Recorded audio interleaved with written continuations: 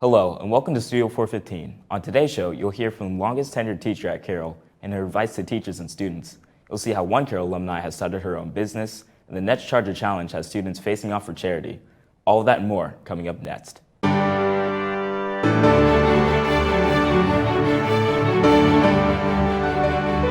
Stick with it, work hard, you make a difference in kids' lives. I just want to encourage women of all shapes, size, and color to just go after what they want, no matter what society is telling them.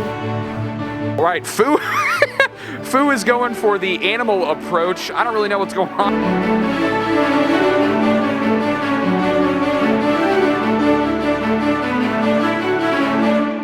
Welcome to Studio 415. I'm Jaden Boyce. Since its conception in 1969, Carroll has been the employer of countless teachers, some of whom have been here for decades. In my story, I talked to one of those teachers to learn more about her time at Carroll. Over the last 30 and a half years, many teachers have come and gone, but agro-science teacher Cindy Raker has been here through it all. I've been at Carroll for 38 and a half years. I'm the longest person in the building out of anybody. An administrator, secretary, custodial staff, anybody. After graduating from Purdue, Mrs. Raker wasted no time in applying her newly earned degree and applied to Carroll. When I went to get a job back in, this sounds old, 1982, there were no female ag teachers anywhere. And I would show up to take an ag teaching job and people were like, why do you want a man's job? And I'm like, I don't think of it as a man's job. I just think of it as a job in agriculture that I'm highly qualified for to get the job. And many schools wouldn't hire me. We had a young principal here and he hired me right on the spot. On average, nearly 50% of teachers resign after their first 5 years of teaching, and for those who continue to teach for longer than 5 years, they end their careers after approximately 14 years. But even after all this time, Raker still sees Carroll as her home. Never. I never want to leave Carroll High School until it's my time to retire. Never even thought of it. For new teachers, Ms. Raker insists that despite the difficulties that may arise during the first several years, that the job gets easier with time. Stick with it. Work hard, you make a difference in kids' lives. Throughout Raker's experience, she's found that one of the most important things you can do academically during high school is take classes that interest you. As far as taking classes, take classes you love. Take classes that can last a lifetime. We teach like a landscaping course that even if you never took that as a job, it could save you $20,000, $30,000 just landscaping your own home. For Studio 415, I'm Jaden Boyce. With the coronavirus and quarantine making life difficult for everyone, there's a push to find the silver lining in daily life. Studio 415 reporter JP Sasantio has the story of a special guest speaker who visited Carroll virtually. At the start of the second semester, marking the beginning of the end of their high school careers, Carroll AP Lang students were given the privilege of a guest speaker to show where gratitude can take them. The Made For program was founded by former Navy SEAL Patrick Dossett and the Tom Shoes creator Blake Mycoskie on the basis that the habits of gratitude can be integrated into anybody's life within 10 months. And backed up by researchers and neuroscientists which they collaborated with, the two were finally able to form a package in which would inspire many to find gratitude. In 2020, Carroll AP Lang teacher Carrie Weishart also discovered the program, which gave her the idea of the silver lining activity for her students. So much brain science has shown us that the ability to have a different perspective, the ability to frame and reframe our negative thoughts into positive ones, is an important tool and coping skill for us to live our lives. And so not only was the silver lining essay an excellent activity for our class, but it was also something that not only gave students something to utilize in their own arguments and in their own writing, but also in their real lives. Along with the idea of the essay, Weishart also reached out to Made For to get a speaker to talk to her students. To her surprise, however, it was none other than co-founder Patrick Dossett himself who answered the call. Just the fact that you're directing your attention to your life and thinking about what's something that went wrong, and that's one way that you're directing your attention. And then the next to say, okay, how can I reimagine that, to think about what is the good that came from that? By going through that silver lining and recognizing, oh, this is the good that came from it, your brain is naturally producing rewards inside it that are basically dripping dopamine onto these connections that you're making, so that you're telling your brain, hey, this is important, this matters, and this is something that I want to retain. If you have any questions about Made For or Patrick Dossett, reach out to your AP Lang teachers or visit their website at getmadefor.com. For Studio 415, I'm JP Susantio. For many students at Carroll, packing up and heading to college can feel like the only option after high school. But with all the pressure to pursue further education, one Carroll graduate chose a different path. Studio 415 reporter Daisy Macias has more on the story. After the rough end for the class of 2020, Kaylee Drury had set plans to attend Purdue Fort Wayne. However, all those plans changed when she decided to pursue her aspiration. During her senior internship at a local boutique, Kaylee Drury's passion for starting a business began to develop more. She always knew this was something she wanted to do, but the idea of entrepreneurship seemed years down the road. Going to college just seemed as a natural step after high school, but with the first day of classes at Purdue Fort Wayne looming, Drury felt hesitation. I was not excited about going to college. I didn't know what it was. I should have been excited about going and meeting new people, but I just wasn't. So I think my parents felt and knew that something was off. And so it was like 2 weeks before classes would have started and I wasn't finishing my orientation. I wasn't doing the necessary paperwork. And my dad just kind of sat me down and he was like, do you even want to go to college? Drury wasn't quite sure of her answer to this question, as she was worried of what others would think of her, but ultimately made the decision to revoke her enrollment at PFW. Instead of waiting to graduate with a business degree, Drury took a leap of faith and founded Fair Willow, an online and pop-up shop boutique. After attending a 3-day conference in Nashville, watching countless informational YouTube videos, and the help from her mentor, Drury's business was set to come to life. But first, she needed to set herself apart from the crowd of specialty stores targeted to young women. We carry all sizes small to 3X, which is super uncommon for boutiques. And if boutiques do it, they don't necessarily focus on it. It's just kind of pushed to the side. So I just want to encourage women of all shapes, size, and color to just go after what they want, no matter what society is telling them. Being her own boss has come with benefits, such as determining her own schedule, but poses difficulties with staying motivated at times. But with the support of her parents, who let her run a business out of their home without the burden of paying rent, certain difficulties that come with operating a business have been waived. The financial help from graduation money, parents, and outside investors has allowed for the foundation of building up Fair Willow.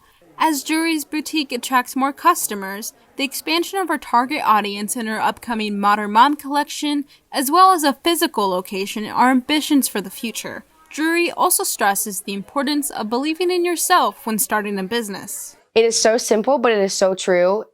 Just take the first step. Just do it and watch everything else come around you, and it will all finally fall into place. I promise. It is super stressful in the beginning, but I promise it is worth it and so rewarding. Don't be afraid of what society, what your family, what your friends, what people are going to think of you. Just go for it. While Drury and her parents have done a large portion of the work that goes into getting a business off the ground, Fair Willow's success would not be possible without the engagement of our customers. I know that a lot of you have shopped and helped me support my dreams. And even if you haven't shopped, you've definitely liked, commented, and you've reposted things. That means so much to me. Thank you for doing so. If you don't already follow my socials, hop on over to Instagram and add me on Instagram, and you can see all of our updates and new arrivals from there. If you're interested in supporting Drury's boutique, head to shopfairwillow.com, where new arrivals are posted every Friday. For Studio 415, I'm Daisy Macias. The weather outside has been typical for February. Weather specialist AJ Bain is here to let us know if that will continue. Thanks, Jaden. Looking at the country, we will be continuing to see some snow this week. Temperatures will be getting colder, maybe some ice. Looking at Indiana, just catching some snow early on in the week. Be ready for that with the roads. Wednesday, we'll have a high of 29, low of 9. We will see some PM snow showers. Be ready for that on the drive home, but nothing much after that. Thursday, high of 21, low of 12. More cloudy than snowing, but still well into the freezing temperatures, so be ready to bundle up. Friday, high of 22, low of 12. Much like Thursday, may get some more sun that day right before we head into the weekend. The snow should hold off until Saturday. Saturday and Sunday, the temperatures will continue to drop. Saturday, high of 18, low of 7. Saturday, we will see some snow showers. Great day to go out, build a snowman with some friends. Just be ready to bundle up as the temperatures continue to get lower. Sunday comes, we'll be getting very cold. High of 12, low of negative 11. Maybe a good day to stay inside where it's warm, grind some Warzone, and relax before we head back into the next week. That's all I have for this week. Stay safe out there. Back to you at the news desk, Jaden. Thanks, AJ. This year's CHS musical took us back to a middle school spelling bee with a cast of unique characters. Studio 415 reporter Gabriella Hall takes a closer look at just how much work went into the production. On the weekend of January 15th, Carroll High School's annual musical took place in the large auditorium. The musical, the 25th annual Putnam County Spelling Bee, was originally supposed to take place first semester, but got pushed due to school going remote. Along with that came struggles trying to keep the production going forward in a safe manner. In order to meet social distancing guidelines, the audience had to be limited to only 4 of the cast family members. Theater arts teacher Steve Pearson believes that this was a huge challenge to overcome, with many of the cast members being quarantined. I think like any athletic event or any other organization that relies on an ensemble, it's been hard, but we literally, in this case, said the show must go on. Many of the cast believe that despite these challenges, it was worth the effort. Sophomore cast member Jana Berry is proud of what came of this year's musical. We've put a lot of work into what we have been doing in and out of school, and I think it's going to turn out the best that it possibly could. The musical tells the story of a middle school spelling bee with a cast of many different personalities, each with their own characteristics and background. Unfortunately, due to copyright issues, live streaming the play was not possible. According to Pearson, the students played a major part in the production of the musical and put a lot of work into making it their own. Almost purely student driven. I mean, it's the student of the actors, the student of the players, the students build the set, the students run the lights and sound. So we do a lot of, we call it educational theater. So that when you walk away from the experience, you know what you're getting into, you know what's going to be demanded of you in a different realm. Overall, members of the cast and crew were glad to get through this together. Senior Ella Nagel feels that working with her castmates for her last musical of high school was a great and joyful experience. My favorite part of the musical, besides the performing aspect, is just hanging around all my castmates. They're all super fun, we get along really well, and they're a joy to be around every day. Although this year's musical has concluded, Pearson believes that there is always a future opportunity for anyone to get involved. I will say high school is your chance to do this, to do theater, to do sports, to any of this stuff.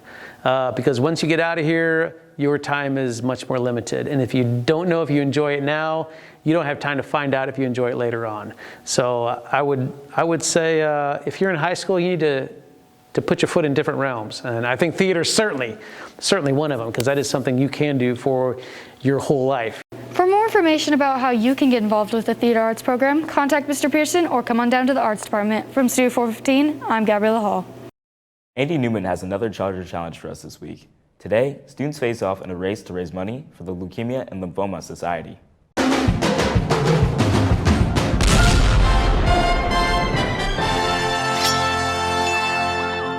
Welcome to Season 4, Week 2 of the Charger Challenge. I'm your host, Andy Newman, and today we're going to have 2 contestants doing a blindfolded challenge, all for LLS money. We have $50,000 in the pot. It's only 50. It's only 50?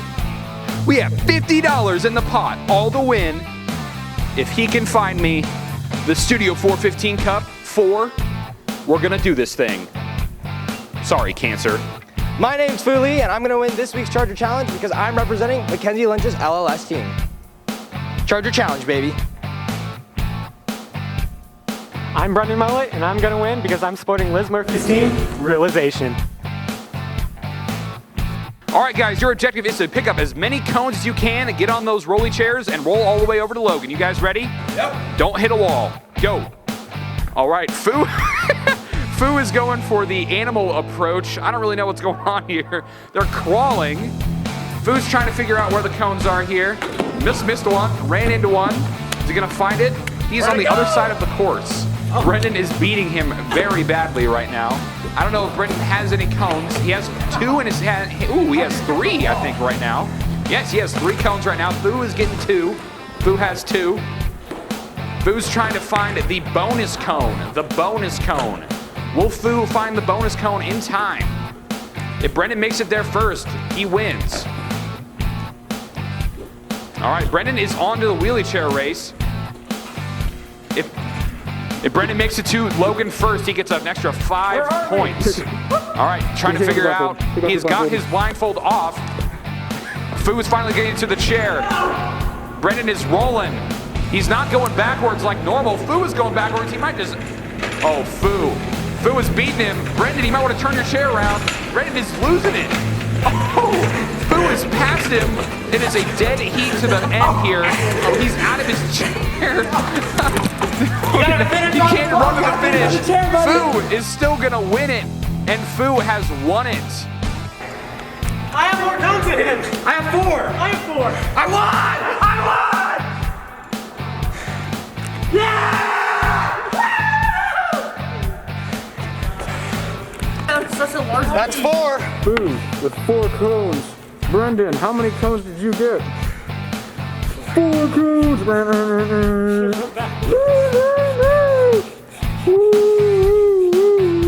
After the challenge, your winner is Fu Lee. Fu has raised $50 to cancer and is now invited back to the Fu-nally. Fu, how do you feel? I feel pretty good. I just want to say thank you for this opportunity. The link's going to be in the description to donate to both Liz's team and Lynch's team. Yeah, we're going to go do amazing things. Support LLS. Brendan, how do you feel?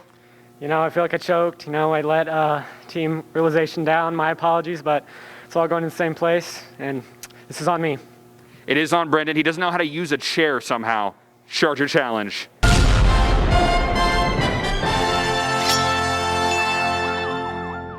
That's all we have today. Thanks for watching. For all of us here at Studio 415, have a great day, Carroll. Days and friendly smiles, walk the halls with me. Studio